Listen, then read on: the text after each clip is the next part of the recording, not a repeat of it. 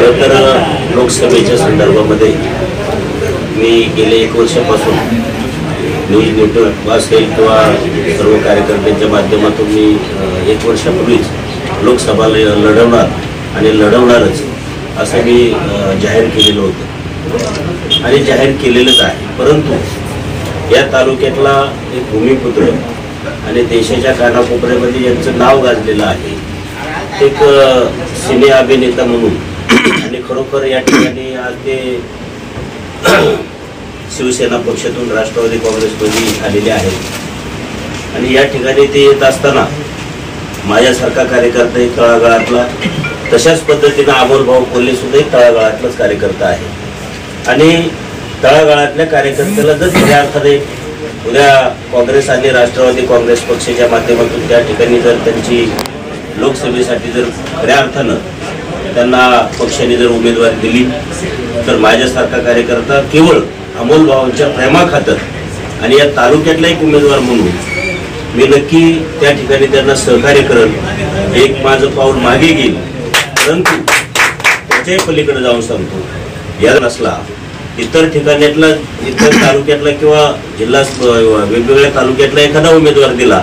तर त्या ठिकाणी माझी कुठल्याही परिस्थितीत माघार नाही। डॉक्टर अमोल कोल्हे हे जर खासदारकी लढवत असतील तर मारुती वाया फक्त माघार घेणार की त्यांचं कामही करणार? नाही, मी नुसतं काम नाही, मी त्यांच्या बरोबर तन मन धन सगळ्या बाजूनी, शिवाय पश्चिम आदिवासी भागातला जो काय पश्चिम पट्टा आहे त्या ठिकाणी मग माझ्यासोबत आदिवासी हिरडा कुकडेश्वर आदिवासी हिरडा कारखान्याचे चेअरमन काळूदादा शेळकंदे आहेत, नॅशनल आदिवासी पीपल फेडरेशन राज्याचा अध्यक्ष म्हणून काम करत असताना माझी सर्व टीम ही सर्व अमोलभाऊंच्या बरोबर तळागाळामध्ये आणि डोंगरदऱ्यामध्ये जो काय आमचा सह्याद्रीच्या पट्ट्यामध्ये जो आदिवासी समाज आहे त्या प्रत्येक घराघरापर्यंत पोहोचण्याचं काम उद्या काळूदादा असेल, मी असेल आणि आमची सर्व टीम असेल, तिन्ही तालुक्यामध्ये जुन्नर, आंबेगाव, खेड, नुसतं जुन्नरच नाही तर जुन्नर, आंबेगाव, खेड आणि ज्या ज्या ठिकाणी आदिवासी समाज आमचा नोकरीच्या निमित्तानं गेलेला आहे, व्यवसायाच्या माध्यमातून गेलेला आहे, तिथपर्यंत पोहोचण्याचं काम आमचं नक्की असणार आहे। मारुती शेठ, आता धनगर समाजाला आदिवासी समाजामध्ये समाविष्ट करण्याच्या हालचाली सरकार करते। लोकसभेमध्ये सध्याचे विद्यमान खासदार यांनी त्या गोष्टीला पाठिंबा दर्शवल्याचं बोललं जाते, तशा आशयाचे मेसेज पूर्ण आपल्या पश्चिम पट्ट्याने आदिवासी समाजामध्ये फिरतात। एक आदिवासी नेते म्हणून तुमची याबाबत भूमिका काय? खरं तर राज्य शासनाने जो निर्णय घेतलेला आहे तोच प्रथमतः चुकीचा आहे। त्याला खऱ्या अर्थानं ही संसदेमध्ये त्याचा तो कायदा पारित करावा लागतो। अनुसूचित जमातीचा दर्जा त्यांना मिळाल्याशिवाय अनुसूचित जमाती प्रवर्गाचं त्यांना आरक्षण देता येत नाही। कुठल्याही समाजाला आरक्षण देताना आमचा बिलकुल विरोध नाही, परंतु आदिवासीच्या आरक्षणाला धक्का न लावता उद्या धनगर समाज असेल किंवा इतर मराठा समाज असेल, मुस्लिम समाज असेल, कुठल्याही समाजाला आरक्षण देऊ नये हा आमचा दावा नाही, परंतु आमच्या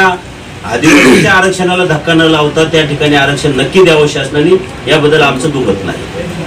अमोल कोल्हे साहेबांना काय शुभेच्छा द्याल? अमोल कोल्हे साहेबांना एवढ्या शुभेच्छा का मी सुद्धा लोकसभेचा उमेदवार आहे, परंतु अमोल भाऊ सारखा एक दिलेला शब्द म्हणजे शब्दाचं सोनं करणारा, खरं तर अमोल भाऊ या ठिकाणी या तालुक्यामध्ये एक वेगळी परिस्थिती आहे,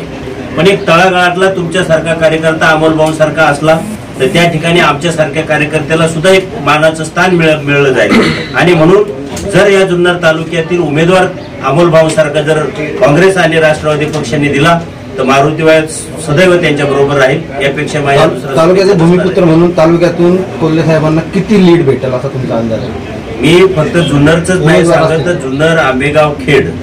या परिसरामध्ये जेवढा जो काही आदिवासी समाज आहे त्या समाजापर्यंत किंवा त्या तळागाळातील लोकांपर्यंत पोहोचण्याचं काम हे मी आकडा सांगून चालणार नाही, तर त्या ठिकाणी प्रॅक्टिकली काम करणं ही माझी जबाबदारी राहणार आहे।